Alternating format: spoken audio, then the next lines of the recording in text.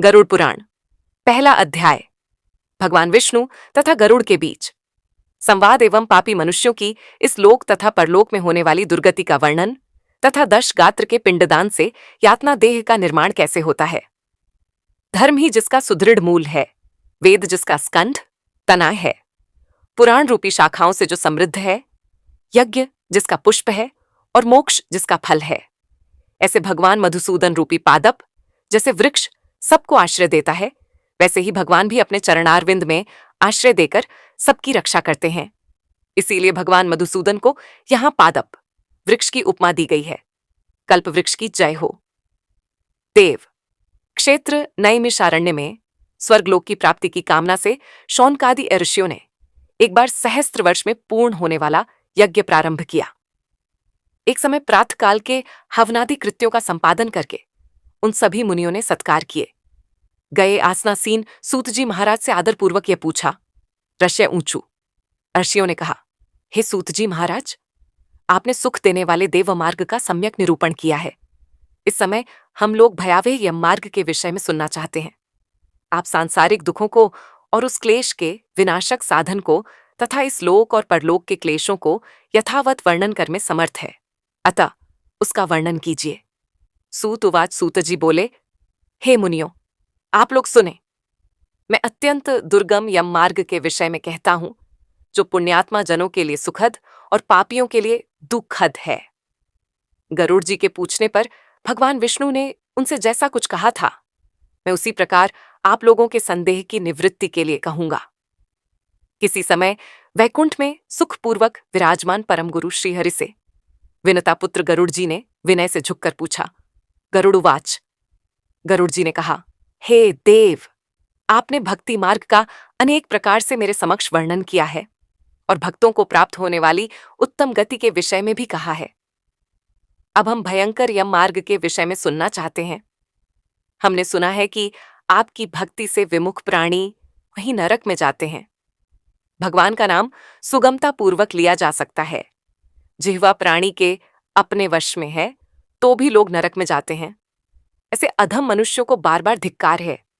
इसलिए हे भगवान, पापियों को जो गति प्राप्त होती है तथा यम मार्ग में जैसे वे अनेक प्रकार के दुख प्राप्त करते हैं, उसे आप मुझसे कहें। श्री भगवान उवाच। श्री भगवान बोले, हे पक्षींद्र, सुनो, मैं उस यम मार्ग के विषय में कहता हूं, जिस मार्ग से पापी जन नरक की यात्रा करते हैं और जो सुनने वालों के लिए भी भयावह है। हे तार्क्ष्य, जो प्राणी सदा पाप परायण है, दया और धर्म से रहित हैं, जो दुष्ट लोगों की संगति में रहते हैं, सत्शास्त्र और सत्संगति से विमुख है, जो अपने को स्वयं प्रतिष्ठित मानते हैं, अहंकारी हैं तथा धन और मान के मद से चूर हैं, आसुरी शक्ति को प्राप्त है तथा दैवी संपत्ति से रहित हैं, जिनका चित्त अनेक विषयों में आसक्त होने से भ्रांत है, जो मोह के जाल में फंसे हैं और कामनाओं के भोग में ही लगे हैं। ऐसे व्यक्ति अपवित्र नरक में गिरते हैं। जो लोग ज्ञानशील हैं, वे परम गति को प्राप्त होते हैं। पापी मनुष्य दुखपूर्वक यम यातना प्राप्त करते हैं। पापियों को इस लोक में जैसे दुख की प्राप्ति होती है और मृत्यु के पश्चात वे जैसी यम यातना को प्राप्त होते हैं, उसे सुनो। यथोपार्जित पुण्य और पाप के फलों को पूर्व में भोग कर कर्म के संबंध से उसे कोई शारीरिक रोग हो जाता है। आधि मानसिक रोग और व्याधि शारीरिक रोग से युक्त तथा जीवन धारण करने की आशा से उत्कंठित उस व्यक्ति की जानकारी के बिना ही सर्प की भांति बलवान काल उसके समीप आ पहुंचता है। उस मृत्यु की संप्राप्ति की स्थिति में भी उसे वैराग्य नहीं होता। उसने जिनका भरण पोषण किया था, उन्हीं के द्वारा उसका भरण पोषण होता है। वृद्धावस्था के कारण विकृत रूप वाला और मरणाभिमुख वह व्यक्ति घर में अवमाननापूर्वक दी हुई वस्तुओं को कुत्ते की भांति खाता हुआ जीवन व्यतीत करता है। वह रोगी हो जाता है, उसे मंदाग्नि हो जाती है और उसका आहार तथा उसकी सभी चेष्टाएं कम हो जाती हैं। प्राण वायु के बाहर निकलते समय आंखें उलट जाती हैं, नाड़ियां कफ से रुक जाती हैं। उसे खांसी और श्वास लेने में प्रयत्न करना पड़ता है तथा कंठ से घुरघुर से शब्द निकलने लगते हैं। चिंतामग्न स्वजनों से घिरा हुआ तथा सोया हुआ वह व्यक्ति कालपाश के वशीभूत होने के कारण बुलाने पर भी नहीं बोलता। इस प्रकार कुटुंब के भरण पोषण में ही निरंतर लगा रहने वाला अजितेंद्रिय व्यक्ति अंत में रोते बिलखते बंधु बांधवों के बीच उत्कट वेदना से संजा शून्य होकर मर जाता है। हे गरुड़, उस अंतिम क्षण में प्राणी को व्यापक दिव्य दृष्टि प्राप्त हो जाती है, जिससे वह लोक परलोक को एकत्र देखने लगता है। अतः चकित होकर वह कुछ भी नहीं कहना चाहता। यमदूतों के समीप आने पर भी सभी इंद्रियां विकल हो जाती हैं, चेतना जड़ीभूत हो जाती है और प्राण चलायमान हो जाते हैं। आतुर काल में प्राण वायु के अपने स्थान से चल देने पर एक क्षण भी एक कल्प के समान प्रतीत होता है और 100 बिच्छुओं के डंक मारने जैसी पीड़ा होती है। वैसी पीड़ा का उस समय उसे अनुभव होने लगता है। वह मरणासन्न व्यक्ति फेन उगलने लगता है और उसका मुख लार से भर जाता है। पापीजनों के प्राणवायु अधोद्वार गुदा मार्ग से निकलते हैं। उस समय दोनों हाथों में पाश और दंड धारण किए, नग्न, दांतों को कटकटाते हुए, क्रोधपूर्ण नेत्र वाले यम के 2 भयंकर दूत समीप में आते हैं। उनके केश ऊपर की ओर उठे होते हैं, वे कौए के समान काले होते हैं और टेढ़े मुख वाले होते हैं तथा उनके नख अयुद्ध की भांति होते हैं। उन्हें देखकर भयभीत हृदय वाला वह मरणासन्न प्राणी मलमूत्र का विसर्जन करने लगता है। अपने 5 भौतिक शरीर से हाय हाय करते हुए निकलता हुआ तथा यमदूतों के द्वारा पकड़ा हुआ वह अंगुष्ठ मात्र प्रमाण का पुरुष अपने घर को देखता हुआ यमदूतों के द्वारा यातना देह से ढक करके गले में बलपूर्वक पाशों से बांधकर सुदूर यममार्ग यातना के लिए उसी प्रकार ले जाया जाता है जिस प्रकार राजपुरुष दंडनीय अपराधी को ले जाते हैं।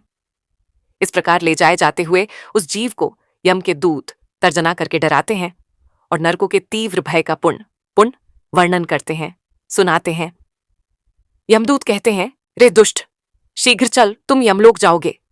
आज तुम्हें हम सब कुंभीपाक आदि नरकों में शीघ्र ही ले जाएंगे। इस प्रकार यमदूतों की वाणी तथा बंधु बांधवों का रुदन सुनता हुआ वह जीव जोर से हाहाकार करके विलाप करता है और यमदूतों के द्वारा प्रताड़ित किया जाता है।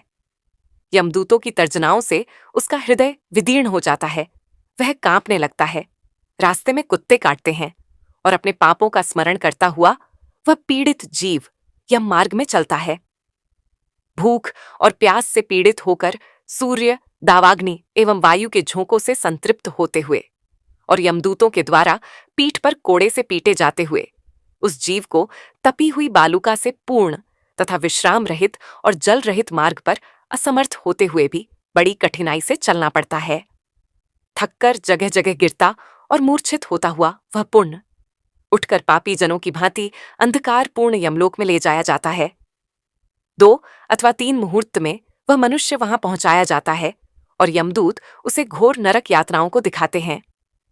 मुहूर्त मात्र में यम को और नारकीय यातनाओं के भय को देखकर वह व्यक्ति यम की आज्ञा से आकाश मार्ग से यमदूतों के साथ पुण्य इस लोक मनुष्यलोक में चला आता है।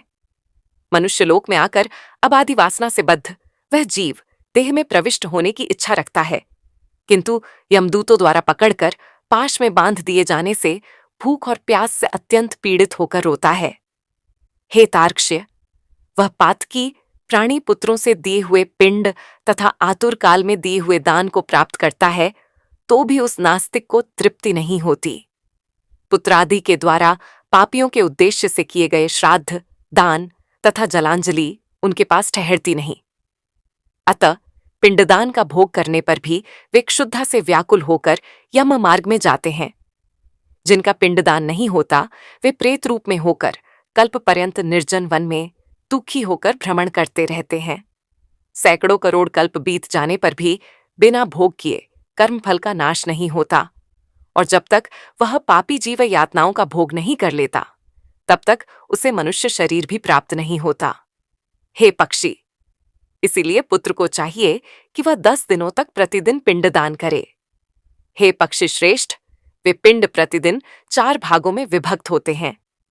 उनमें 2 भाग तो प्रेत के देह के पंचभूतों की पुष्टि के लिए होते हैं, तीसरा भाग यमदूतों को प्राप्त होता है और चौथे भाग से उस जीव को आहार प्राप्त होता है। 9 रात दिनों में पिंड को प्राप्त करके प्रेत का शरीर बन जाता है और 10वें दिन उसमें बल की प्राप्ति होती है।